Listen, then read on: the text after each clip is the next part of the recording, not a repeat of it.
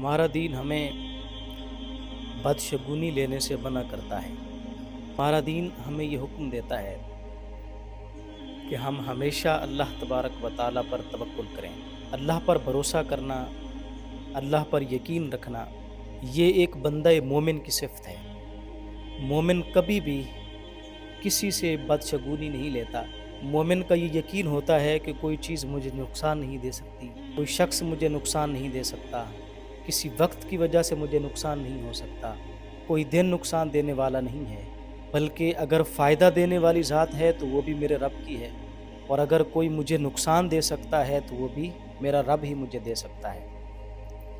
اس کے علاوہ کوئی چیز نہ ہمیں فائدہ دے سکتی ہے اور نہ ہی ہمیں نقصان دے سکتی ہے۔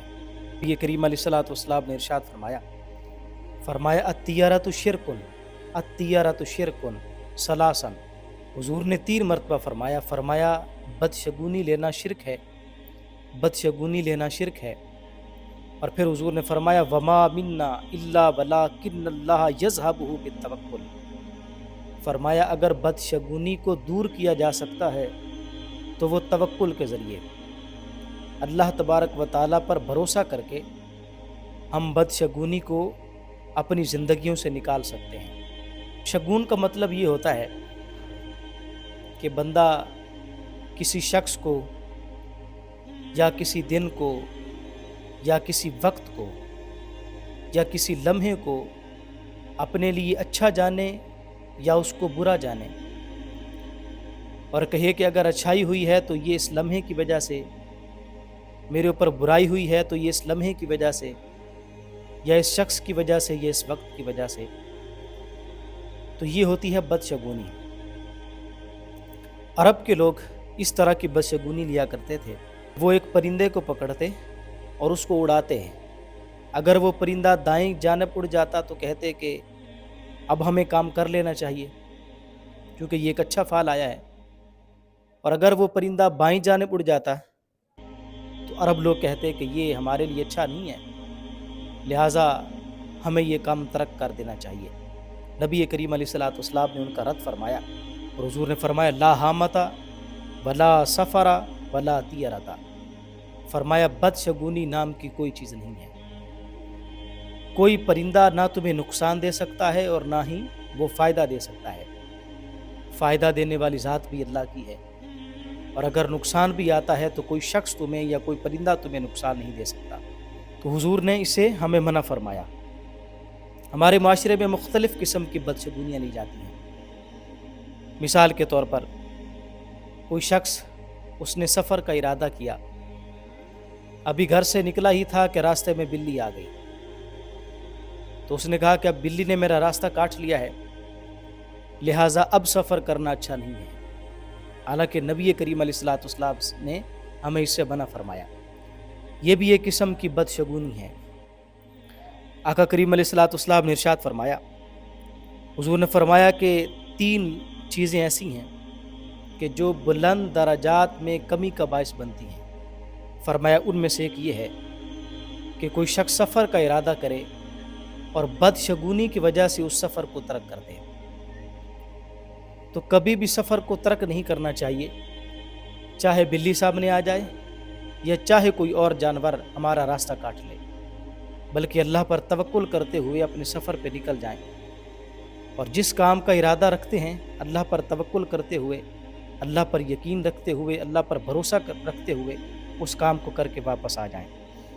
اسی طرح ایک بدشگونی لی جاتی ہے کہ یہ مہینہ بڑا منحوس ہے، جیسا کہ سفر کو بعض لوگ منحوس خیال کرتے ہیں کہ سفر میں شادی نہیں کرنی چاہیے، جو شادی سفر میں کی جاتی ہے وہ ناکام ہو جاتی ہے، حالانکہ حضرت مولا کائنات اور سیدہ فاطمہ الزہرا کی جو شادی ہوئی ہے وہ سفر کے مہینے میں ہوئی ہے، اور اس سے بڑھ کر کوئی کامیاب شادی آج تک کسی نے نہیں دیکھی ہوگی۔ تو سفر میں کوئی بلائیں نہیں اترتی، سفر میں کوئی مصیبت نہیں اترتی، کوئی مہینہ بھی منحوس نہیں ہے۔ سارے مہینوں کو اللہ تبارک و تعالیٰ نے تخلیق فرمایا ہے، اللہ تبارک و تعالیٰ کے پیدا کردہ یہ مہینے ہیں، اور ان میں کوئی منحوسیت نہیں ہے۔ اسی طرح کسی شخص کے چہرے کو دیکھ کر کے کہتے ہیں کہ یہ منحوس چہرہ ہے، مثال کے طور پر ایک بندہ صبح اٹھا اور وہ کام پہ گیا تو وہاں پہ اس کو کوئی نقصان ہو گیا، اس نے خیال کیا ہاں یار میں صبح یہ اس بندے کو ملا تھا، تو میرے خیال سے اگر میرے کام میں کوئی نقصان ہوا ہے تو یہ اس کی وجہ سے ہوا ہے۔ تو ایسا کچھ بھی نہیں ہے، کوئی شخص بھی منحوس نہیں ہے، اللہ نے کسی کو بھی منحوس نہیں بنایا۔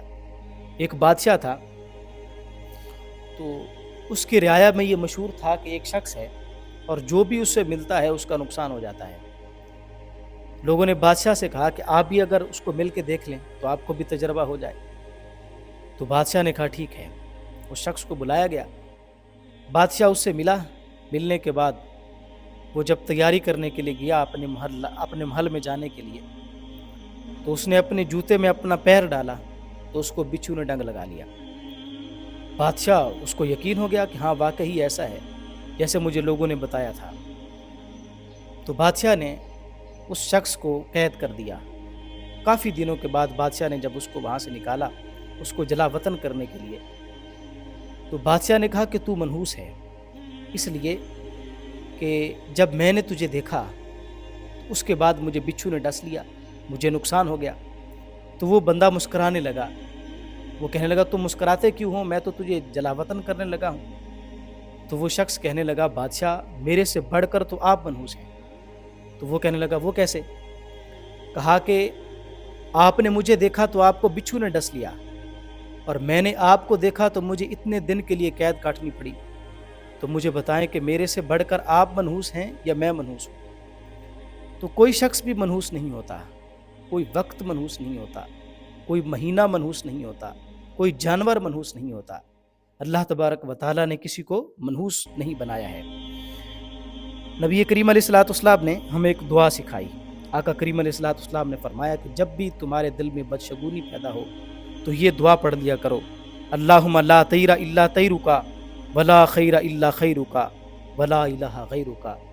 فرمایا کوئی خیر دینے والا نہیں ہے سوائے اللہ کے، اور کوئی نقصان دینے والا نہیں ہے سوائے اللہ کے۔